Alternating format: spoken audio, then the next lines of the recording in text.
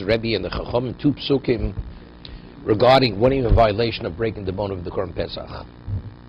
According to one, page 84b, according to Rebbe, as long as if it's roy lachilo, then you're in violation. According to the Tanna Kama, it has to be what? If it's kosher, you're in violation. Kosher v'lo posel. So Mara now is giving various applications of this. So we left off over here. Here.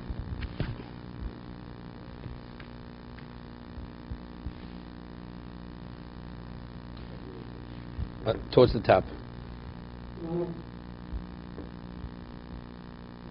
Yeah. Horav Yosef Omar Ki I gavn kuli am embo mishmishvir setzim. Rebbe la kuli kosa I hope poselu. Elo hoiselo shasa kosher. That's what we're holding. Elo hoiselo shasa kosher v'nifsal. Ika beinayu. Originally, the Korban Pesach was a valid Korban Pesach. Then it became posel. The Madiyam kosher. So let's say it became noser. It was a kosher Korban Pesach. Then it was left over. Now he goes and he breaks the bone of the noser. So according to the Madiyam, who says kosher, ho kosher. Initially, it was a kosher korban. Mandi roy lachilo, ho hashtalav roy lachilo. But presently, you can't eat it. It's a rev water was originally. So Rebbe's lakula. Abaye Omar lo. Kuli almo koki agav deimbo mishum shvir setzim. My taimo, hashta mios, poslu. You can't call it kosher. So what? It's a rev water originally was. Poslu means elo shvir setzim bo jomi kimenu. This is very nice. What about when are you permitted to eat the Korban Pesach? The 15th night. You slaughter on the 14th. Let's say he goes and broils it on the 14th. It's before the time you're permitted to eat it, and he breaks the bone. So according to the Tanna Kama, it's kosher. It's kosher Korban Pesach. According to Rebbe, is it edible? It's not edible. It's not roy lachilos. It says l'madiyam kosher kosheru, l'madiyam roy lachila hashla barachilu. Right. So that will be the halacha difference between Rebbe and the Tanna Kama. Meisveisimor asks, Rebbe Omer Nimnan al Mol Shebarosh, that the marrow in the brain, in the head, that could be called, meaning the marrow that you find in the skull, that you could use towards the people who participate in the Korban Pesach. Nimnan al Mol Shebakulyas. But the moach, the marrow in the thigh bone, that you can't. Al Mol Shebarosh my taimo.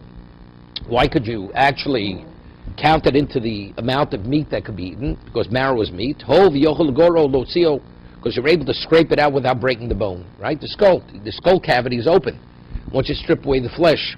So you're able to remove from inside without breaking the bone. It says, here, this is terrific. If you tell me that the Shvir Setzim before Pesach, being on the 14th, has no application, Kuyisnami. Why only could we include what's in the skull, even the thigh bone? Why? Need paremibojom, break the thigh bone on the 14th, according to Rebbe. V'nafkur lemoach didei, and what? And remove, and you'll be able to what? Remove the marrow. V'nimnu alei, it should be included. Abai responds to the time of Meshchech Shnami. So according to you, ask the same question. Nesi gumroso, even at night, bring a hot coal, v'nechus alei, and put it on the bone, v'niklei, and it'll burn through the bone. The Isser is only to break the bone. Let it burn through the bone, v'nafti l'moch didei, and then you'll remove the moach, the marrow, v'nimni alei. Toatanya, as it says, we learned in the Bryce, avol sorit v'atzomis, you're permitted, there's no prohibition to burn through the bones, only to break the bone. So what are you going to say? Because we're concerned that when you put on the coal, the bone may break, it may burst. From the heat, the intensity, it's not just going to burn through, it'll burst. So if it burst, that's breaking the bone. So why don't you do it? Because the hefsid kochim. Hefsid kochim is because when you burn through the bone, the hot coal will actually burn the marrow. It will burn the marrow, so you'll be destroying the kochim.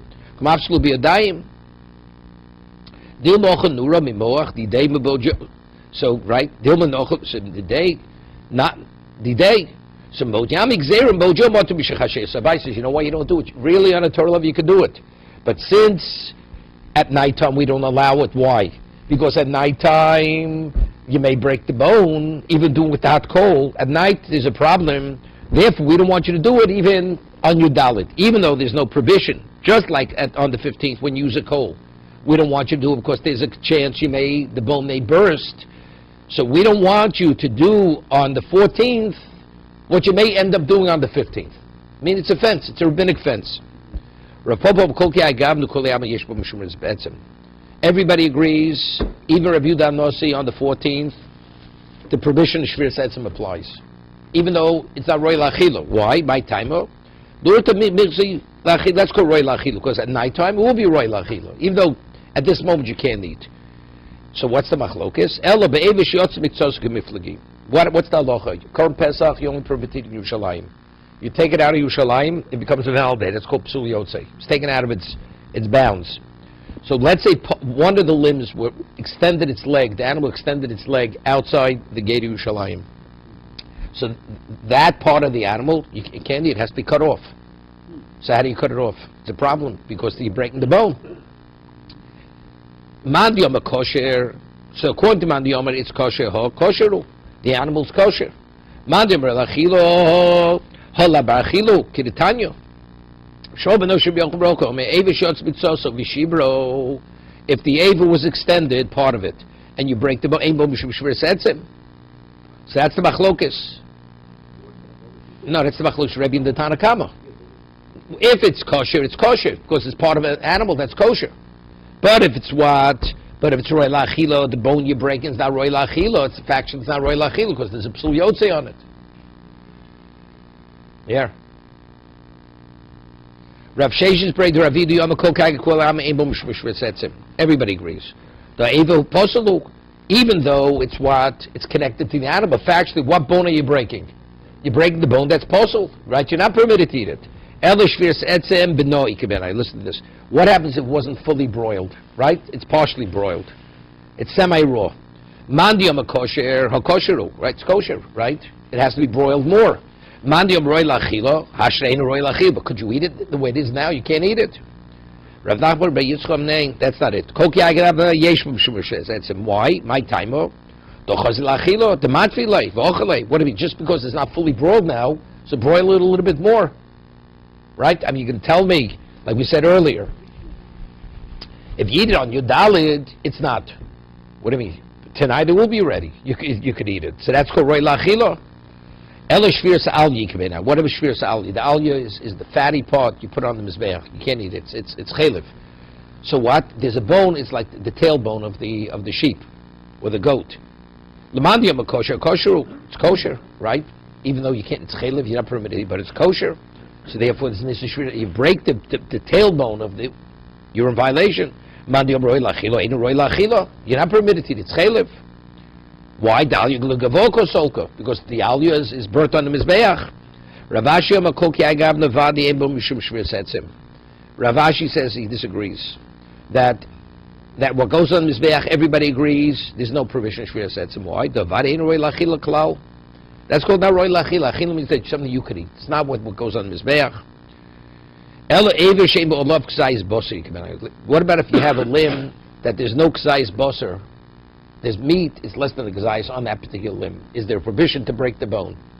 Mandiyam kosher, hakosheru. Mandiyam roy lachila. Being a shir achila. It has to have enough meat that's considered you've eaten. So if it's less than the ksayis, that's shir achila. Veleko. Ravino makoki agavin lesbi mishmishur setsim. Vino shir achila. He says everybody agrees that you have to have a shir achila. Elo eveshem of ksayis bosum bakum zeh.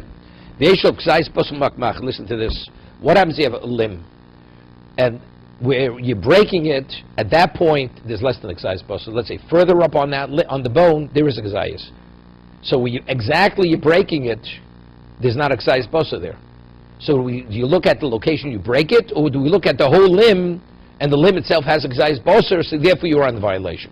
That's the machlokis. Mandiyam a kosher. L'mandi roy la'achila binon. Right? Roy lachila being a shir achila, b'mokum shvira. You need a shir achila where you're breaking it.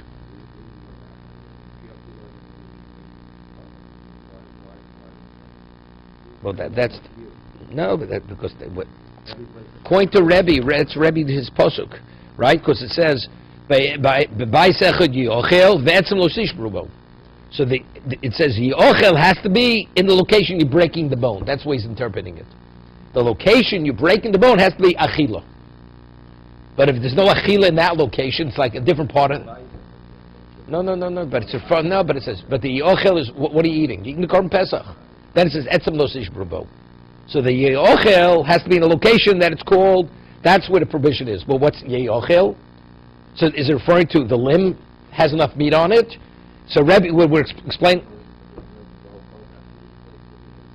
No, the actual location, you're breaking the bone. The location. Let's see if we're going to discuss soon. Whatever further up on the bone, there's a larger amount of meat. There's going to be a machloka soon. That's a machloka samorim, we'll see. Okay, Ezra Sishbro al kosher chayiv. Rega. Vinon shir achil bok shviru halek tanya karbo binayu. We have a brayso which supports four of the interpretations. The Tanya, Rebbe Omer Bayis Echod Yochel, Vetzem Lo Sishbro Al Kosher Chayv V'Nechoyev Al Apostle. Hoislo Shasa Kosher. What about initially was kosher? Then Nifsal became validated. B'Shasa Chilo, Able B'Shum Setzer. So when you're actually eating, it's not. Yesh Bu Shir Achilo. What about if there's a k'zayis basar there? Yesh b'shur setzim, ebo shir achila, ebo b'shur setzim. Haroy lemizbeach, something that goes on the set we discussed with the alya. Ebo b'shur shvir setzim, right? B'shas achila, yesh bo mishum shvir setzim. Shabbos ebo b'shur shvir setzim. Okay, itmar. Eber, now we're having machlok samoraim. This is the case. The location you're breaking the bone has less than a k'zayis. But on another part of the bone, the same bone, you have a kazayas. So what is the Torah saying? It's only in that location? Or do we look at the whole bone? Rabbi Yochanan Omar, Ever she'enu lo k'zayis bosa b'mokum zeh, yesh lo k'zayis bosa b'mokum acher. Rabbi Yochanan Omar, yesh b'shum shvir setzim. You're in violation. With 5 lines from the bottom. Reb Shimon Melokish Ein Bo Mishmur Setzim. You're not. Eiser Reb Yochanan Reb Shimon Melokish Etzem Lo Sish Brubo Echor Etzem Sheishel of K'zayis Bos Vecher Etzem Shein Lo K'zayis Boser. Either way, you're chayav for breaking the bone. It says whether it has K'zayis doesn't. My Ein Lo K'zayis Bos. What was the meaning? Even if it doesn't have K'zayis Boser. Ilay Med Ein Lo K'zayis Boser Klal. It doesn't have K'zayis Boser whatsoever on the whole bone. Amai. Yesh bo b'shum shvir setzim. It shouldn't be because you need a shir achilo. Elav, what's the price is saying? Halchi kamar. Echod etzim sheishol k'sayis bosor b'mokom zeh. Ve'echod she'enol of k'sayis bosor b'mokom zeh. Ve'yeshol of k'sayis b'mokom acher. Here, when you're breaking the bone at that part, it's a very thin strip of meat. But further up, you have actually a larger amount of meat. How do we know you're in violation? So Rabbi Yochanan is citing a brayso which supports himself, right? It can't be that it doesn't have a k'zayis basar whatsoever on the limb. Then you should be chayav. So what does it mean? Ein k'zayis basar. Ein k'zayis basar. Well, you're breaking it, but elsewhere on the limb it has the k'zayis basar. So, but it has to be on that same limb, on that same bone. So Kashlim Shimon Lokish Omar Leilo. So Reish Lokish says no. Halchi Komar. Echad etzim sheish lo k'zayis basar mibachutz. What about if you have the k'zayis basar? The basar is usually on the outside of the bone. What happens if you strip off the meat? It's less than the k'zayis, but the marrow in the bone, you have a k'zayis. See, that's what he's like. Echad k'zayis etzim sheish lo k'zayis basar mibachutz. Ve'echad etzim shein lo k'zayis basar mibachutz. Ve'yesh lo k'zayis basar mibifnim. Inside there is a k'zayis, the marrow, b'mokum shviro. When you break it open, you're going to find the k'zayis in. Although the outer part of the bone doesn't have a k'zayis. So the Marz Tanya, as we learned in the Brayso, it's not a question. Rashi says b'nichusa. Etzem lo sish brubo. It says you should not break the bone. Echad etzem sheish bo moach. Echad etzem shein bo moach. Whether it has marrow, it doesn't have marrow. Umani mekayim v'ochlu v'sabosa b'layla zeh. Right? It says you should eat the meat that night. Maybe it's referring to what? Maybe the Torah says you include the meat inside the bone. The bone that has marrow, that bone you break open. Which bone does the Torah say you're not supposed to break open? That's the bone that doesn't have marrow. See, it's how. But if there's a prohibition, how could you break it? You say, it's not a problem, because why are you breaking the bone? You're breaking for a mitzvah. Since it says by Pesach Sheni, etzem lo yishbru bo, shein tamlo, it's totally superfluous. Why does the Torah say Pesach Sheni etzem lo yishbru bo? For nemar, chukas ha-Pesach, yasu oso. It says Pesach Sheni is identical to Pesach Rishon. So Pesach Rishon is already in this etzem lo yishbru bo. Why does the Torah have to repeat again regarding Pesach Sheni? Etzem lo yishbru bo, you shouldn't break the bone. Havi omer, evidently, what's the Torah revealing to me? That you're not permitted. That even though there's marrow in the bone, you're not permitted to break open the bone to remove the marrow. Okay? Does breaking the bone count also? What about, let's say, the joint? No, that's not breaking a bone. No. Right, that's cutting a sinew. That's where it's attached, like a ligament or what is holding it together. It's actually breaking through the bone itself. Meisvei. Eva shiyotza, that's what we can talk about right now. Exactly what you just asked me. Eva shiyotza mikzoso, partial limb went out of Yerushalayim.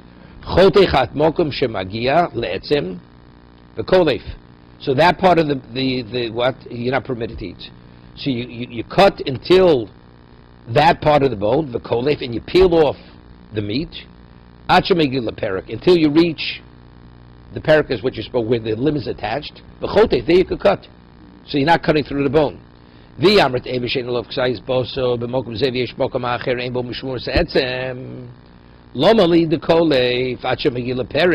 you shave off the meat until you reach the what where it's attached? According to Reish Lakish, very simple. It says you cut off all the meat, and then you cut it off at the limb, right where it's attached. You cut. According to Reish Lakish, he says if the location you break the bone, if there's no kazayis there when you break it, you're not in violation. So he's saying shave off the meat just at that location and just break it. According to Rabbi Yochanan, you're not permitted to do it. Why? You have to take off all the meat, right?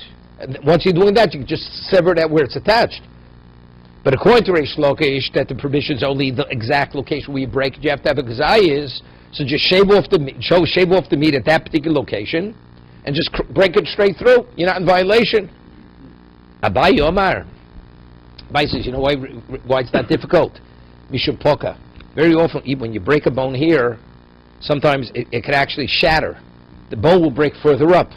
So therefore, rather than taking that chance, what do? We cut off all the meat, and we cut it off exactly where it's attached.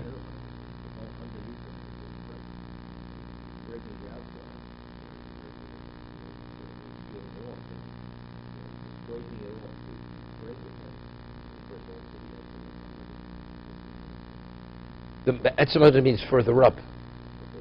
Yeah, which means I break something here very often, it'll shatter and the crack will go further up the bone, right? So that's the reason why you're not allowed to do it. Ravina Oma Bekulius. We're talking about the kulius. We're talking about the thigh bone. Yeah. The Yeshbo Moch Mitocha Lo Mahanyule Klipa.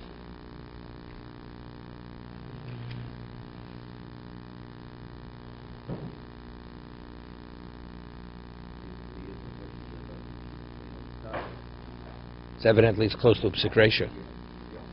Yeah. Tanan Hossa. Ha Pigul van Noiser. Now we have Pigul and Noser. Pigul is where the Kohen had an improper thought. It's going to be eaten out of its proper time. Noser, it's left over. Now on a Torah level, if you touch Pigul and Noser, you don't become contaminated. Rabbinically, if you touch it, you become contaminated, but you need the Til Shadayim. Your whole body doesn't become contaminated. So it says in the Mishnah, Pigul and Noser Metamis Yadayim. Now the question is why? Why did the Chachomim legislate Tumah by Pigul and Noser? If the Torah says it's not Tumah, why did it legislate Tumah? One says, Chashdi Kuna. Let's say a Kohen, he doesn't like the guy, doesn't like the man. You know what he does? He's going to actually invalidate his korban. So he thinks in his mind, something? This korban, I'm going to sprinkle the blood out of its proper time. It'll be at his proper time. So he's invalidated the man's korban. But what happens now that he's invalidated, he's touching it, it'll contaminate him. So it's going to cause him a headache. Something. So that'll be deterrent that as much as he wants to hurt the person who's bringing the korban, he's not going to do it because it's going to have a consequence to him personally. That's the Maisa. He'll have to, not mikveh, Rashi until she dies. Tzarech litul yodov. Yodov, not mikveh. Still it's a tircha. Yeah, but if the Chacham would say it doesn't, on the Torah level it's not Tomei. Rabbinically they say it's contaminated. If he has the pigul. They wouldn't say it's a person will go and invalidate a man's korban. He doesn't like the man who'll invalidate it.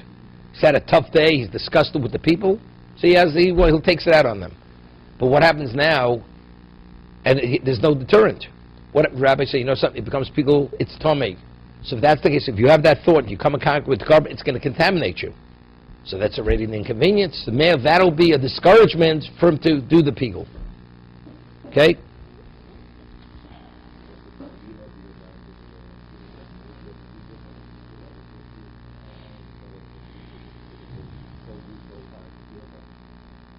Rashi shitami shiyadayim. He doesn't say shitami guf. Latil yodov. No. I don't know. It means he has to go to the kior and put his hands in the kior. Whatever. Or he has to go to, maybe he has to go to a mayon and put it in the mayon. It's a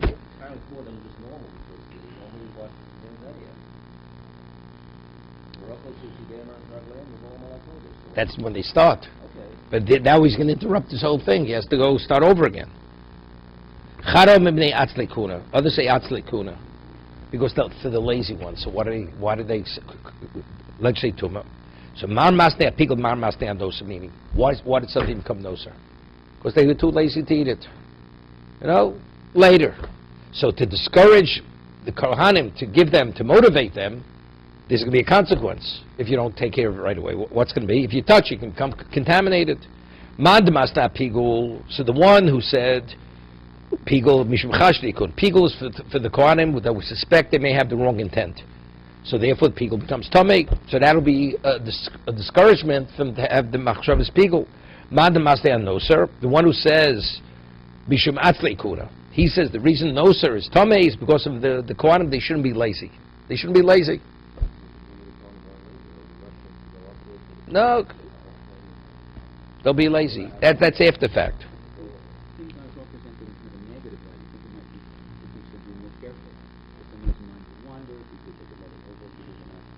Atzli kuna. No. You're only lazy for what you don't value sufficiently. Mar mastek.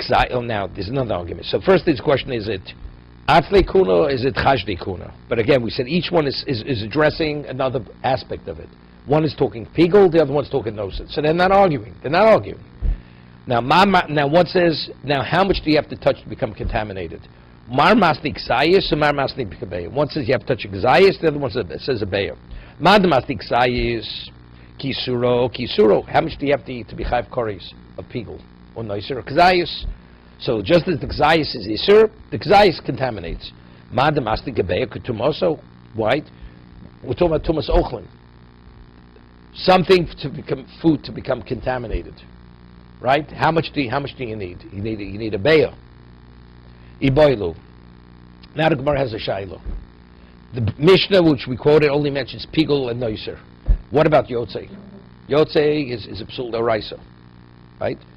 So, rabbinically, did they contaminate it? Is there rabbinical contamination something which is yotzei? Iboilu. Yotzei gozu rabbanon tumah lo. Did they legislate tumah or not? Mi amri noser the gozu tumah dosi latzuli bake, right? Because noiser we said is tomei because we don't want them to be lazy, right? So therefore we contaminate them. Avol yotzei afuki b'dayim lo mafkilu b'yadayim. But when a person's going to go take the korban and bring it outside Yerushalayim, it's not going to do such a thing. So therefore, there's no reason over there to get involved, because that'll go out of Yerushalayim is something which is unheard of. Look, so therefore, it goes Rabbanon Tuma Odilma Loshto. We don't make a differentiation. Anything which is a validator, we contaminate. Toshma. If It says you shave off the meat off the bone, till the bone. And then you continue shaving it till you reach the location where it's attached. And you cut it at the attachment. Tuma. If you say they legislated tuma for yotzei, what happens? So you have to cut away that meat. That's even if you cut away the kosher meat, the meat that wasn't outside, but that meat touched the meat of the meat that protruded. So what have I accomplished? Even what's inside his tummy, right? What's the value of cutting it off? On that one, it's tumas storimi. It's tumas basis stum. Since in the location where the touching point, it's basis storim. It's not revealed. So rabbinically, the doraisa doesn't come tummy. Somewhere says, but tumas storimi lo matamio. Somewhere says, lo Ravinu dama chiburi ochel lafchiburu. But according to Ravinu, says that chiburi ochel lafchiburu, meaning food items that are touching, although the location where the touching is not revealed, it's not called a chibur. Uchaman mifrisidam. We see food as if it's paired. It's separate particles.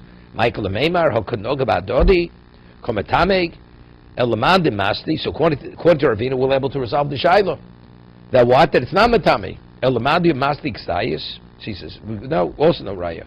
The one who says you have to have a kazayis for tuma, let's pay kazayis. The masli kebayat, let's get bayas. That's the value of shaving it. Because it doesn't come contaminated with what it touches, because it's less than a gazayis, less than a...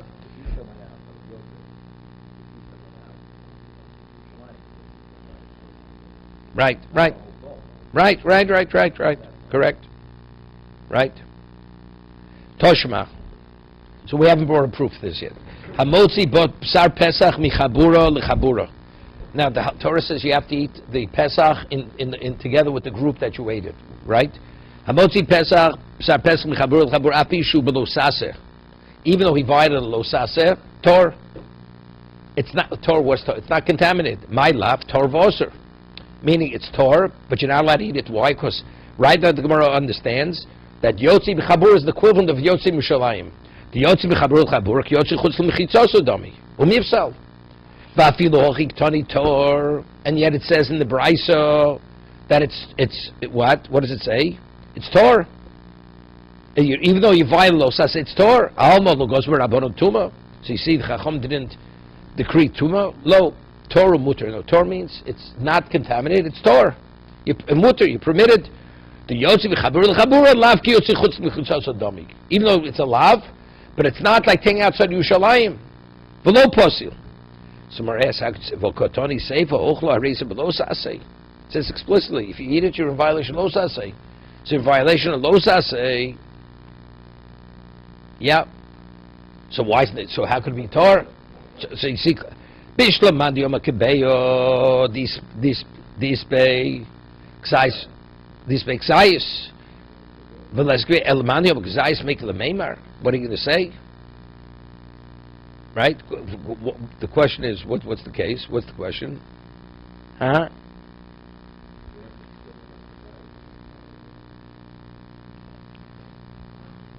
Because it says loke. It says loke.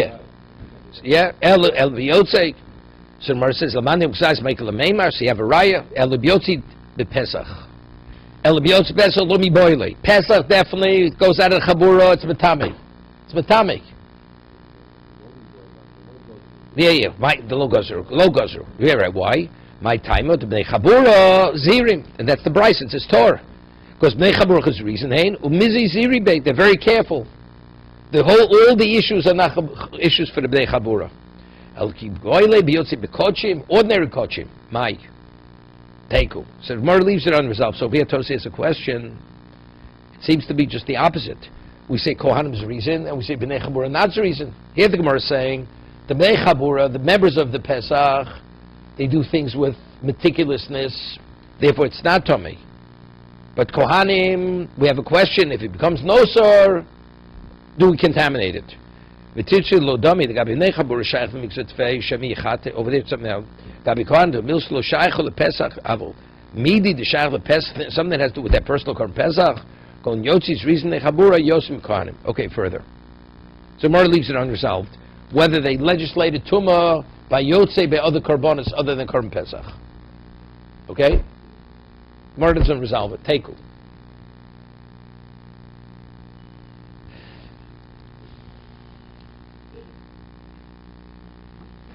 Frying, you with me? Okay.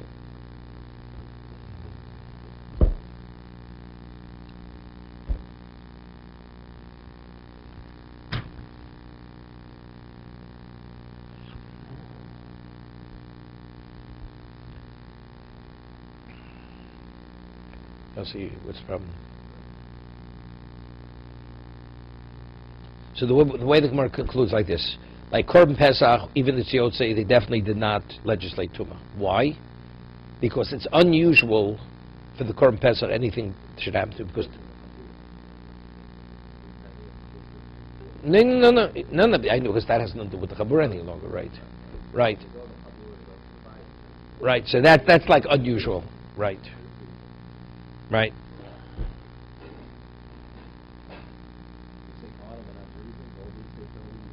That's Tosas Kasha. So Tiritz read lo domi. The Gabi bnei Chabur shach mixet fei shemi chater. To amils lo shach le Pesach klau. Av midi shach le Pesach and Yotze, which means this. Something that has to do with their what's his name over there. You have bnei Chabura, and there's a fire going. So there's a gzeiro. They may actually play with the fire. That's unrelated to their Korban Pesach. Something that has to do with their Korban Pesach, contamination, that kind of thing. They're overly careful.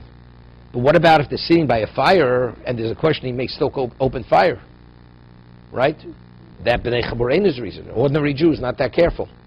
So we don't let them go near that kind of fire if you have a big bonfire. Because he may do something, move a piece of wood that's sticking out, he may push it in. A coin will never do that. No, because that's the korban. The korban itself, where it may actually invalidate the korban, he says you're not permitted to eat it. It goes chutz l'chabura. So that pertains to the korban itself. Anything pertains to the korban itself, B'nai Chabura is reason. B'nai Chabura, the members of the group are very careful. They will never let that happen. It happens, but on normal circumstances, it's very rare that it happens.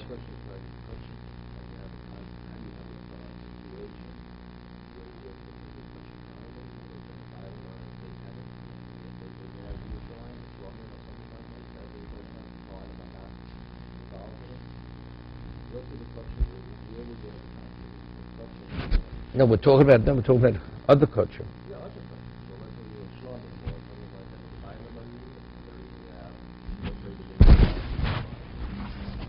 Yeah, it's from Israel.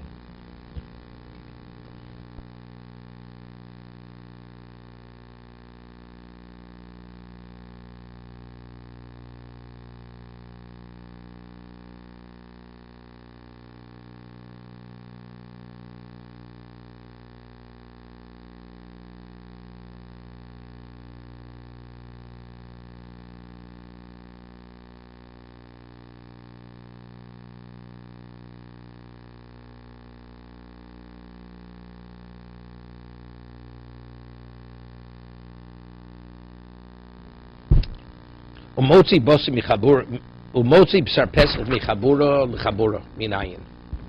How do you know that it's osir? How do you know if you take it out that it's similar to Yotze Mishalayim that it's osir?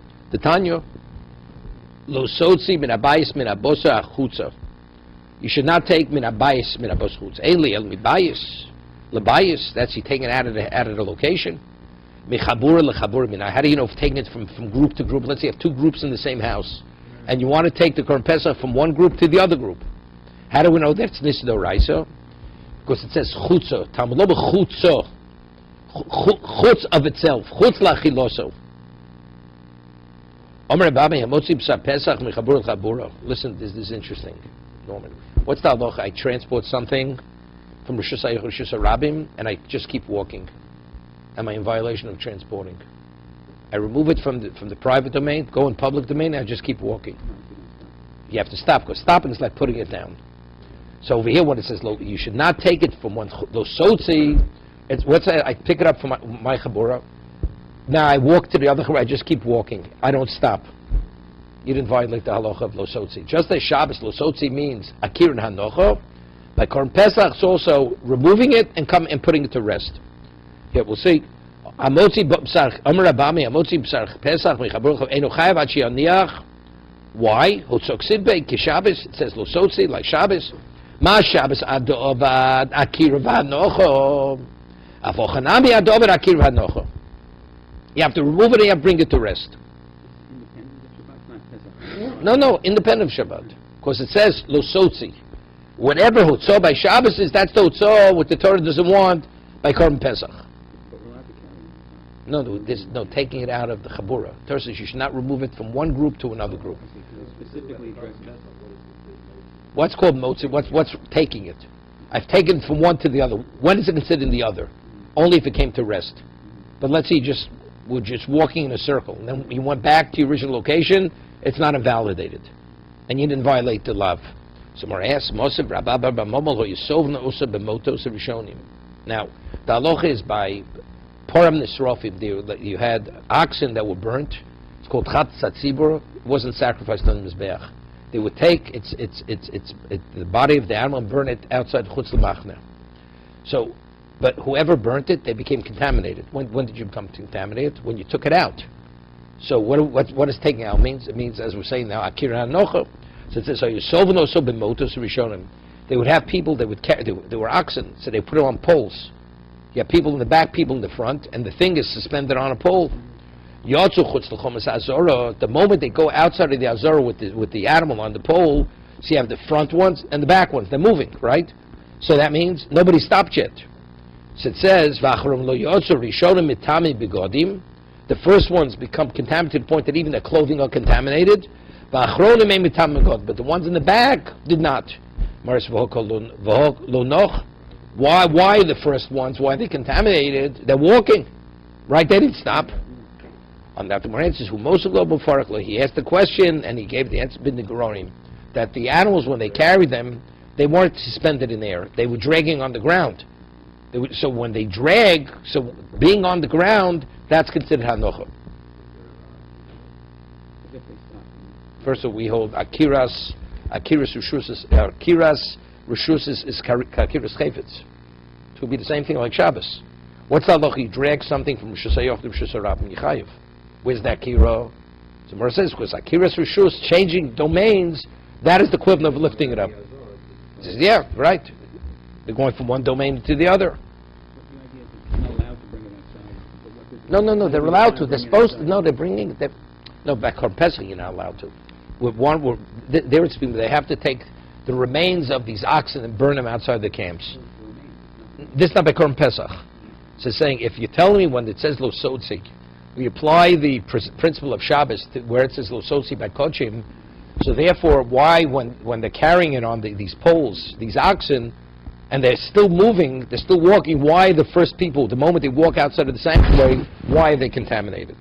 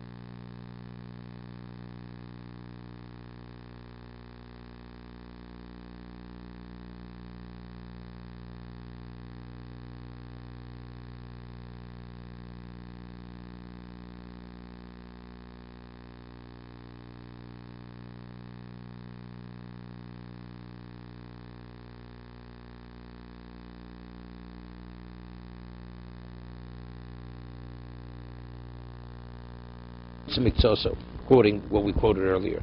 A limb that went out partially from Yerushalayim, chotech hachemagi letzim. You shave off the meat to the bone. The kolev hachemagi leperek, and you cut off the kosher meat, the meat that was inside, until you reach where the bone, the limb attaches. The chotech, and then you cut it right there. This is by Korban Pesach. What about mukdoshim? What about regular shlomim? It's partially contaminated, partially not contaminated. No, we're not talking about the contamination. No. The leg goes out of Yerushalayim partially, so you can't break the bone. Right. So what do? You shave off all the meat that's contaminated, and you put that aside. Now the meat that's inside, you shave it from that point until where it attaches. So that meat that's good meat. Going up is good meat. Right. And then where it joins to the next joint, at the joint, that's where you cut it. Which is below. Which would be like the wrist, Higher. higher up. Right. So some of this is good. So that they keep, that they don't discard. What went out, this part, Right. that they're going to burn, Okay. because that's invalidated. But what's above that, that's good meat. So they shave that off, and they could eat. And then what do they do with the bone? They cut it at the joint. Okay, that's the Mishnah. What about if it be a regular shlum? Same thing with a regular shlum. Regular shlum, you're allowed to break the bone. So what do you take? You take a meat cleaver, chop it right at the point. Uben mugdoshin kotzeitz bekupitz. Kupitz means a large knife like a meat cleaver. She'ein bo mishum shviras etzem. Because the prohibition of breaking the bone has no relevance to other kachim. Right, exactly at the point where it went out. At that point, you chop it. Korban Pesach, you're not permitted. Now, what's considered going out of Yerushalayim? This is interesting. You have the doorway. So the doorway has a certain width to it. Now you have the door. The door closes on its location. So you have from the door going inward, and you have from the door when it's closed going outward. Now, the door going inward, although it's not inside Yerushalayim, it's within the arch. Inside the arch, from the door going inward, is that called in Yerushalayim, outside Yerushalayim? That's called in Yerushalayim. What about the outer part of the door, going from the outer part outward? That's called Yerushalayim. What about the location of the door itself? Let's say the door is open, and the door, let's say, is a foot thick. What about with the door itself? What do you call the door jamb? With the door itself at that location, is that in or is that called out?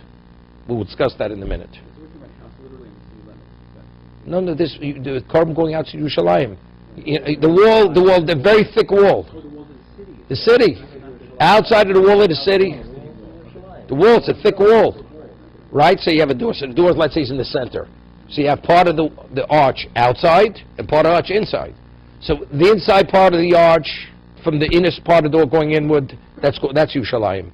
So let's say you bring the carbon up to that point, not beyond it's definitely in Yerushalayim. It hasn't gone out. Even though it's outside, it's not within, it's within the wall. It's within the wall. Doesn't make it, that's called, since it's the inner part, that's called in. That's not out. The other side of the door, right? The other side of the door. Going outward, even though you're within the arch, you're outside.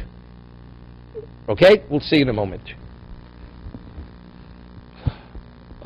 Mina agaf ulefnim kilefnim. From the agaf inward, that's from where the door closes inward, that's called inside Yerushalayim. Mina agaf ulechutz, but from the door outward, that's called out of Yerushalayim. See, what would be, let's say the door is open, and you bring it beyond the location of the door, where the door closes. That's like you took it to Shechem. It's possible. What about hachalon svol ve'achoma? What about the windows in the wall? You had windows cut out, right? Let's say the width itself is 3 feet wide, and you can sit there and you can eat your Korban Pesach sandwich, right? Is that called in Yerushalayim, outside Yerushalayim? That's in. That's inside. As long as you're not outside the outer part of the wall, that's called you're in Yerushalayim. That's inside. There's the wall. That's halacha. You're not permitted. Yerushalayim is called Machne Yisrael. Kochim Kalim, you eat within Yerushalayim. Now, what's called with whatever the wall of Yerushalayim is. Not getting involved. Is that the wall? Is it the inner wall? Who built that wall? Whatever the Chomas Yerushalayim is. That's what we're discussing here. Whatever that wall is. Same thing as tefillah. Meaning, let's say you're part of considered part of a minyan. The door, you're inside the door. Let's say then you're part of the minyan. You're standing outside, you're not part of the minyan. Or is it called tefillah b'tzibur? Inside, outside. Uplig Reb Shua ben Levi. Well, Rav Yudis' name Rav argues Reb Shua ben Levi. Dom Reb Shua ben Levi.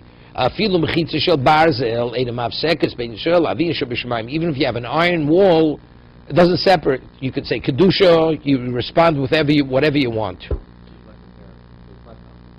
To tefillah. No, he's arguing. He's right to confess the kochim. So Mar says, now let's get back to the Mishnah. Hagufa kasha. The Mishnah, the inferences are contradictory. It says from the inner part of the door towards Yerushalayim, that's in Yerushalayim. What's the inference? What about the door location itself? That seems to be it's outside. So if the door would be open, and the door was, let's say, 2 feet thick, and you'd eat at that location, it's like being outside, right? Let's see the concluding statement. It says, from the door when it's closed outward, that's out to Yerushalayim. But the location of the door itself, so it's contradictory inferences. From the first statement, it seems to be where the door stands, that's outside. And from the second statement, it seems to be where the door stands, that's the inside. So how do we reconcile? Lokasha. We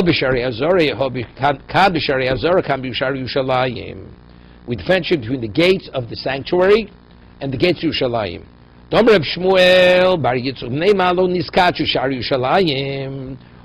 are the gates of Yerushalayim within the arch? Why wasn't it sanctified?